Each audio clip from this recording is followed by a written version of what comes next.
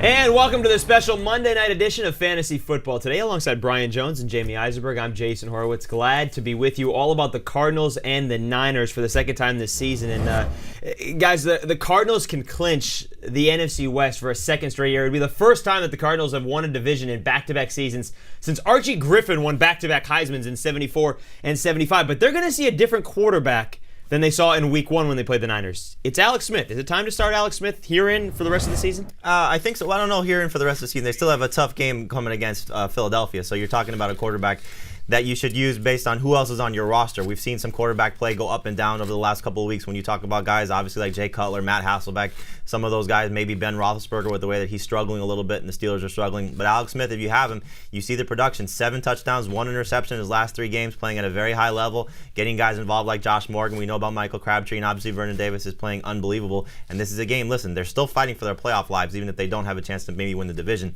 So I still think Alex Smith is worth using as a low-end number 1 guy, but it depends on who's on your roster. Oh, yeah, it depends on who's on your roster. They could bring back Joe Montana. They could bring back Steve Young. If the Arizona Cardinals play defense the way they did versus Brett Favre, I don't care who's under center. But the fantasy production for Favre was still good. No, I'm not saying it wasn't. Yeah. It was horrible, but they couldn't generate the type of offense we've seen all season long, and that was a great defensive effort by the Arizona Cardinals. They pressured Brett Favre, so you got to protect up front. And Staley, he's injured, the left tackle for the 49ers, so not sure if he's going to play. And you got to get the running game going. Frank Gore played well at the beginning of the season there at Arizona, but can they do that again against a totally different defense? Played well in getting in the end zone, but in terms of yards per carry, he was 22 rushes, 30 yards. And that's been a problem all season long for Frank Gore owners because of the fact that, yes, he's getting you in the end zone on occasion, but his big games have been very sporadic this season. What do you expect from Frank Gore? Well, I think you got to view him as a number 2 fantasy running back. You know, he's not a number 1 guy. He's not living up to his draft status at this point. And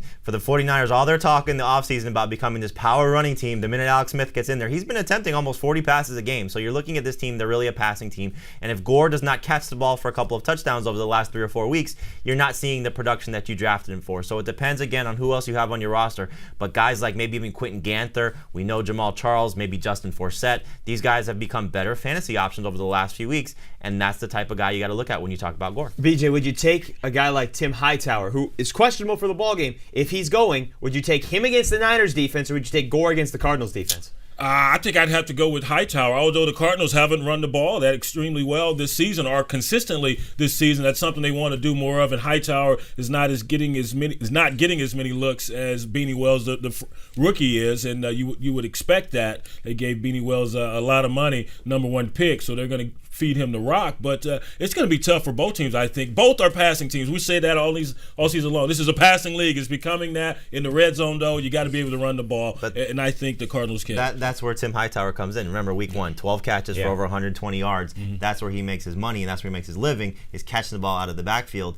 And if they do get behind like they did week 1, that's when you'll see Hightower make a lot of his plays. However, if they're ahead in this game, that's where Beanie Wells, I think, gets real quickly. If you have a Monday night situation and you're waiting for, maybe you're hoping that Tim Hightower is going to go, but you have Beanie Wells on your bench, or vice versa, would you slide that in there? If they're both going to go, would you put Wells in, or would you put Hightower in if you have to make that decision on Monday night? If you have to make the decision and they're both going to play, you go with Hightower, just because of the way that he plays. And listen, even though he's not getting the majority of carries as we've seen over the last few weeks, he still finds the way to score. He gives you almost 10 fantasy points every other week, if not every week, because of the way that he catches the ball in the backfield and the fact that he still gets those goal line touches. Mm-hmm. Last week was an exception against the Minnesota Vikings. That's a matchup situation. Absolutely, bad exception. We'll see how it happens against the 49ers. For more, be sure to stay with CBSSports.com, and don't forget to catch Fantasy Football Today live every Sunday beginning at 11 a.m. Eastern, all the latest matchups, and of course, first to bring you all the inactives for the early games. For Brian Jones, Jamey Eisenberg, I'm Jason Horowitz. Take care, folks.